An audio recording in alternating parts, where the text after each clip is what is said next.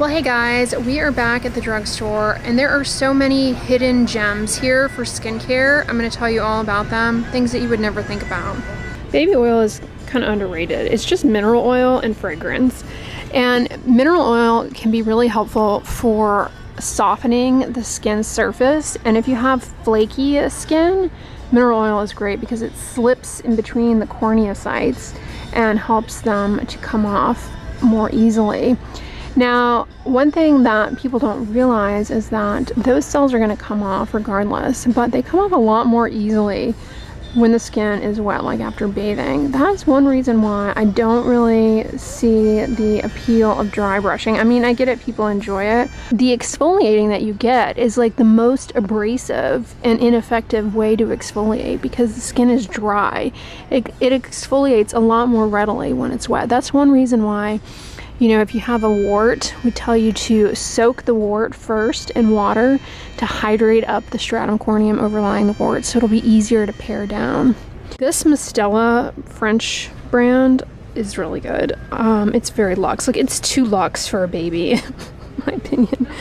This is one of my favorites, the Stellatopia. It's really good. It has petrolatum to reduce water loss. It also has sunflower seed oil, which, check out my video on body oils.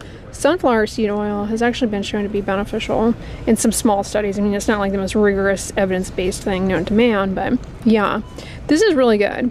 The cleansing gel for hair and body, I have not tried. They also have a cleansing oil, $28.49. I wonder if this is probably very similar to CeraVe's new foaming oil cleanser. Lanolin comes from sheep's fleece. You can be allergic to lanolin, but it is a decent skin barrier protecting ingredient. You could also just use plain petroleum jelly. What's in this one? Olive oil, shea butter, calendula. $16.49. Yikes, just use Vaseline.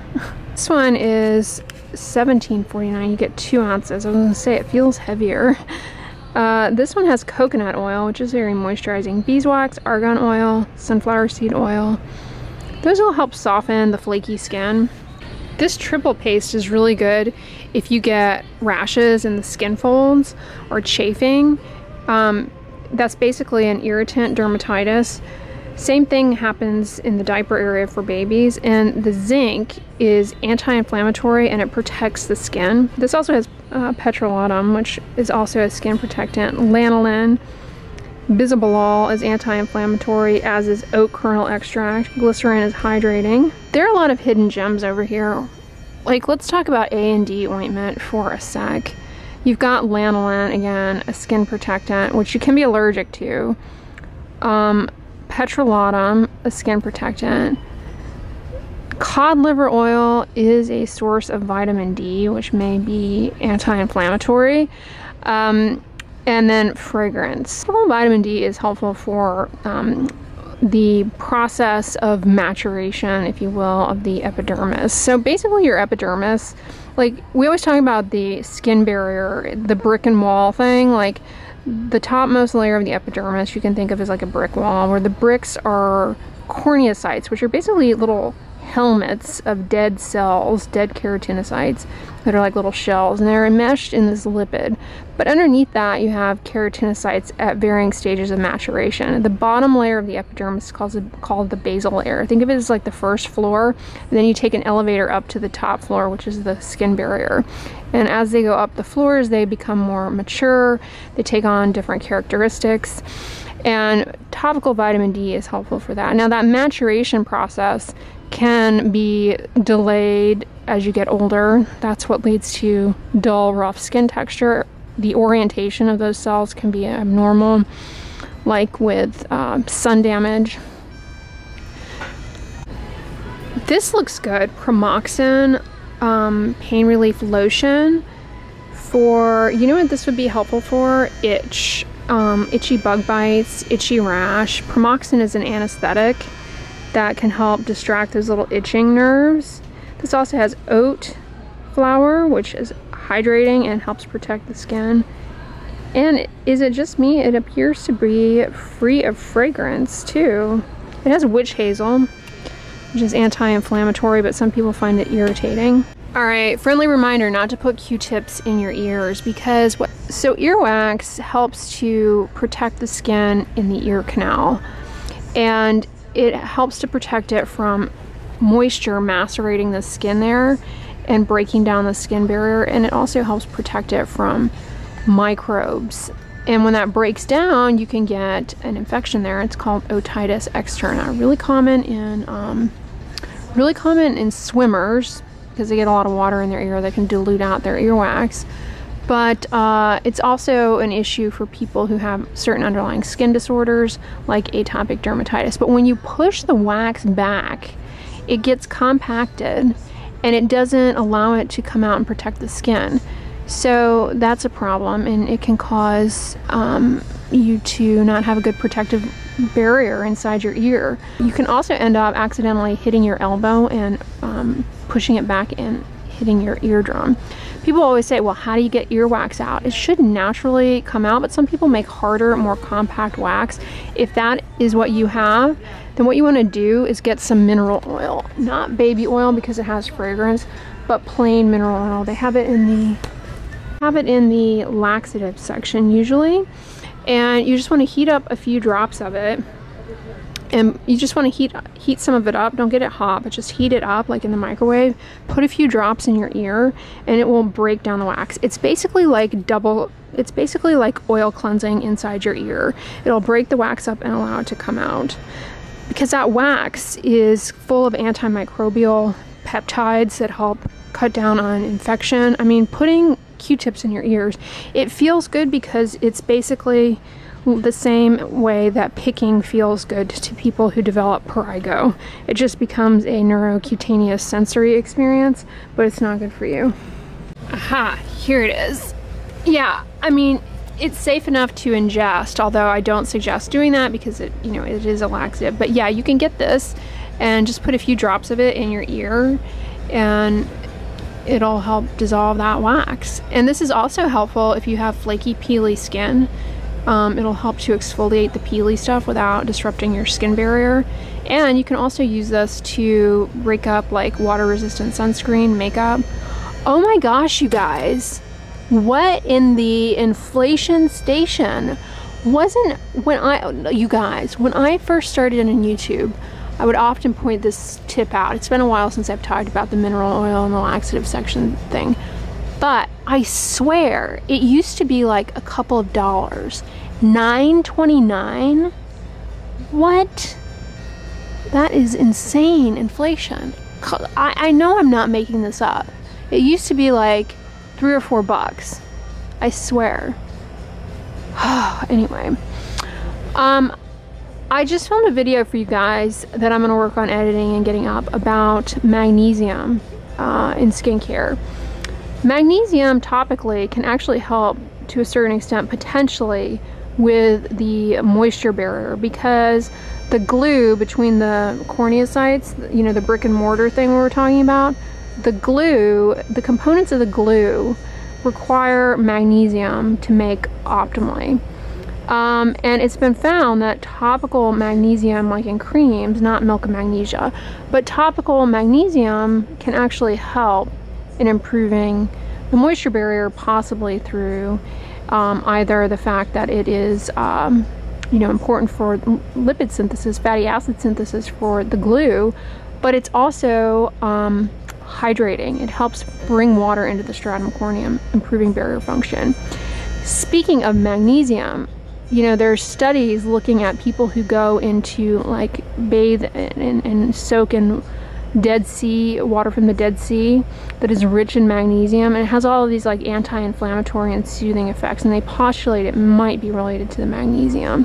But I've often gotten questions over the years about people asking me about putting milk of magnesia on the skin, and I would not have thought that that would be useful in any regard, but I suppose potentially the magnesium may be helpful for the moisture barrier, although honestly we're not talking like super science-backed, clinical trial-backed statements here. But magnesium, all that to say, is really important in the function of like hundreds of different enzymes, including many that are in your skin. So I don't know, it could be helpful, but I would imagine this is on the drying side. I don't know. What is in it? Red dye, which can be irritating for some. Sucrose, glycerin. I don't know, you guys. I don't know. I would not. They do make magnesium creams though. I would say that's probably just a better choice, frankly. Oh, Dr. Scholes, how are you allowed to have this? The FDA issued a warning against these things, these skin tag removers, because they're just not a good thing to be trying to get people to get into, because skin tags, you know, they're a pain or whatever, but sometimes you can develop skin cancers that look like skin tags. What is this, you guys? Dark spot care. For dark spots, scars, and other discoloration. Uneven skin tone, scarring, discoloration, age spots, dry skin, bleach free. Magni Life. This I have never seen before. When you come to the drugstore, don't just go to the skincare section. You kind of have to come over to this first aid section where we're standing here now, because there are a lot of gems in here. Like, you know, and of course the laxative section, although inflation aside. Okay, what is in this? Claiming to diminish, repair, renew, and prevent. Licorice root, that's anti-inflammatory. Bearberry leaf extract actually is helpful for hyperpigmentation. Might help. Bearberry and licorice root are both helpful for hyperpigmentation. What is this? Zonfil? Washes away poison ivy. It's a contact dermatitis. Allergic contact dermatitis is what poison ivy rash is. And man, is it miserable. You do need to be careful with washing after you come in contact with it, because if you get something real soapy and bubbly, it can actually disseminate the allergen even more. So this is going to help remove the resin off the skin. Now, once the rash becomes oozy and weepy, get this. This is good stuff. It will help soothe the itch, and it's really good. It helps dry up that oozy, weepy stuff. This is also really good for those of you who get dyshidrotic hand eczema, the little itchy blisters that itch, and then they erupt and they leak that fluid that's clear and is super itchy. I have a whole video on it, hand eczema. This is a godsend for soothing that. But you got to be aware of the triggers. Frequent hand washing, which, you know, we're getting into cold and flu season, so that's going to be, you're going to be washing your hands even more. Touching nickel. Touching nickel will definitely trigger dyshidrotic hand eczema. And when it's weepy and oozy, this stuff. Dermend, they had a booth at the AAD, and I was, who is it that makes them? Ferndale, that's right. They're the same ones who make the polypodium supplement, HelioCare. I feel bad because this product is over here in this section, and basically roping in elderly individuals who have dermatoporosis, which is basically the equivalent of osteoporosis but in your skin. Skin thinning as it relates to excessive sun damage cumulatively over time. It's called dermatoporosis. Prone to skin tears. I have a whole video on this. It's you know, and skin tears, poor wound healing, infection. So this has all sorts of things in it that may actually help, honestly, improve skin thickness, retinol, glycolic acid. But man, this is not cheap. $42? Yeah, if you have fragile skin like on the backs of your hands, those ingredients can definitely help. But so could potentially topical adapalene. The retinoid for acne, probably less expensive. You just need a tiny little amount, create a thin film. What's in the moisturizing bruise formula? Is this going to be some arnica thing? Retinol. Yep, arnica. Retinol and arnica. Looks like Scaraway got a new packaging for their... This is great for if you have surgery. Once the top layer of the skin has kind of come together, start using this. It will help improve the final appearance of the scar. What it does is it keeps the scar hydrated and reduces frictional forces that would otherwise like bring in more blood vessels and make it red. But at that same time, if you're able to see a derm, laser treatment can also be helpful for improving the final appearance of the scar when started really early. See, over here you have zinc oxide 20%, $4.59. This is another one for the skin folds, for chafing. Perfect ingredient profile here. Just mineral oil, petrolatum, and plain zinc. $4.59. This is a winning product here. Do not use this as sunscreen though. People will be like, oh, but it's got 20% zinc. Surely that's a great sunscreen, right? Wrong. Because you can't just put zinc oxide in a tube and call it a sunscreen, because what's going to happen is all that zinc in there, it kind of clumps together, and that's no biggie in a skin protectant. Like, who cares? But for sunscreen, you're not going to get an even layer across the skin surface to like actually protect evenly, so you'll have like all these big holes with no protection. That's why people who make their own sunscreen are dancing with the devil, because they're not gonna be able to create something that's gonna evenly disperse the particles on the skin. Yeah, that is just begging for a disaster, the DIY sunscreen people. Those of you who deal with angular cheilitis, this clotrimazole cream can be helpful if you're getting that kind of creamy white residue overlying it. It's Candida yeast. Candida yeast naturally lives in your mouth, but when you have breakdown of the skin barrier at the corners of the mouth, it's called angular cheilitis. It happens in people who, a lot of people get it as a result of just how the anatomy of their jaw, the shape of their jaw, they have more downturned corners to their mouth. Also, older adults, with age-related change in the lower half of the face.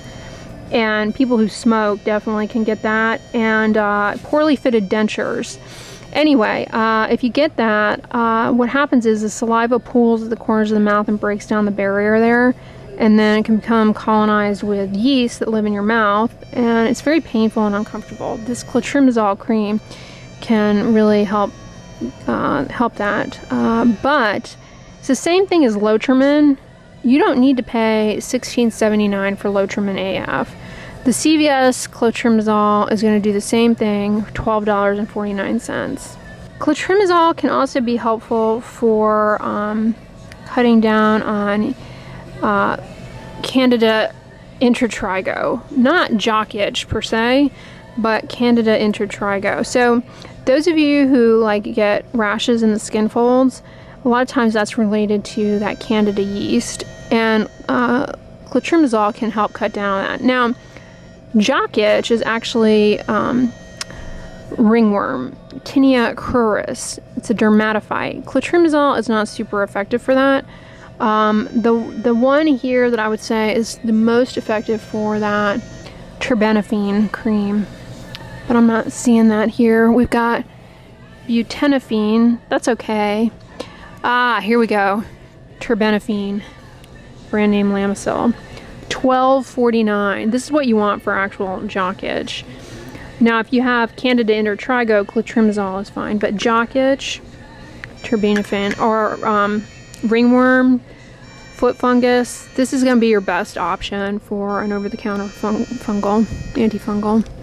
These wart remover strips are handy for, obviously a wart, but before you put this on, like I was saying earlier, soak the wart, get it good and soft, and then file it down with a nail file, and then put this on. That way the salicylic acid in this has a fighting chance of getting down in there, because you have that big mound of keratin that it's got to go through.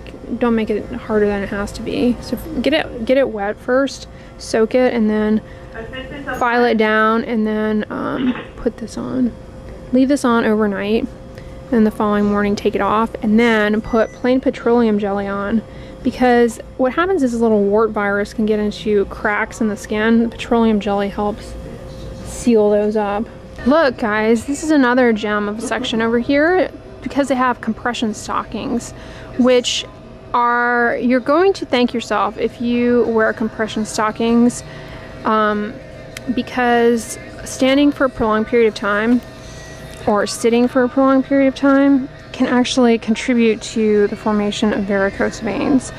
And if you can stand wearing compression stockings, they will help reduce that. Plus, if you do have varicose veins, if you have spider veins on your lower legs and you want to get them treated, check out my video on treating spider veins. There are things like sclerotherapy, but once you get that done, you have to wear the compression stockings like around the clock for a while to prevent them from coming back while you heal.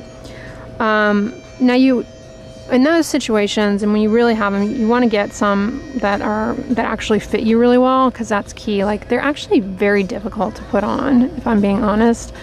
And they're not inexpensive, $74.99. These are good for the lower legs. I also find that they help cut down on for me, my eczema. When I have to stand for a prolonged period of time, I get like a little bit of stasis dermatitis. That's one of the other types of eczema. Stasis dermatitis, basically fluid pooling in the lower legs, and it can cause your legs to itch, and you can develop a dermatitis. It's really a problem for people who have lower leg swelling, lymphedema of their lower legs. And compression is the name of the game there. But if you're just standing on your legs for a long period of time, you will inevitably get a little bit of lower leg swelling, and that can make you itchy. It also can flare these little red dots on the lower legs. It's called pigmented purpura. Basically, the little capillaries that course through your skin, they get annoyed at you and they become inflamed, and you develop these itchy, discolored patches with like little, it's called cayenne pepper petechia. Anyway, these compression stockings, compression socks can help cut down on the flares of that. I have a whole video on it. It's called like red dots on the legs, because honestly, I really didn't know what to title it, because people don't know what it is, but they're searching for the information. But it's not like a very popular video, but it's a common issue that a lot of people deal with. Now we have this antifungal toe area treatment. One issue that can happen in between the toes is it's an area where the skin gets macerated quite easily, and you can develop a fungal infection in between the toes, and then it can become infected with bacteria. So keep that area dry. There's this topical that is messy, but it's actually very effective for that. I don't see it here. It's called gentian violet. Gosh, it makes a mess, but it's actually very effective for the maceration between the toes. Maceration just means like it'll look really white and like flaky right in between the web spaces. It can happen between your fingers too. It's just basically moisture gets trapped there and the barrier breaks down. It's more of a problem on your feet, because you've got your feet in shoes and socks all the time, so you don't realize that that's going on. Especially if you have diabetes, you don't have good sensation down there. It can really be a problem, and it can serve as a portal of entry for like pathogens and things. So yeah, something to be aware of. They have the terbinafine like sprinkled all over. Here it is, Lamisol. This is the one you want to get for athlete's foot. Same thing I was talking about for jock itch. And what you want to do when you put this on is put it on, even if you don't have toenail fungus, when you put it on your feet, put it in between the toes and put it all around and up underneath the nail plate. So your nail plate actually does a pretty good job protecting from UVB, but not UVA. Those are the rays that penetrate much more deeply. Believe it or not, opaque nail polish colors do a relatively decent job offering some UVA protection for the nails. That being said, if you wear nail polish all the time, it will kind of dry out your nail plate and make them more vulnerable to breaking and peeling. But yeah, it definitely can be a good thing at the same time to have that on there to protect from UVA, because you can get cancer in your nail. Well guys, CVS did not disappoint. They had a lot of hidden gems in there. I'm telling you, when it comes to the drugstore, do not sleep on those first aid sort of aisles, because they have a lot of hidden gems in there for skincare. Anyway, y'all, I really hope this video was informative. On the end slide, I'm going to put my last drugstore skincare shop with me video. Check that one out next if you like these types of videos. But if you enjoyed this one, give it a thumbs up, share it with your friends, and as always, don't forget, sunscreen and subscribe. I'll talk to you guys tomorrow. Bye.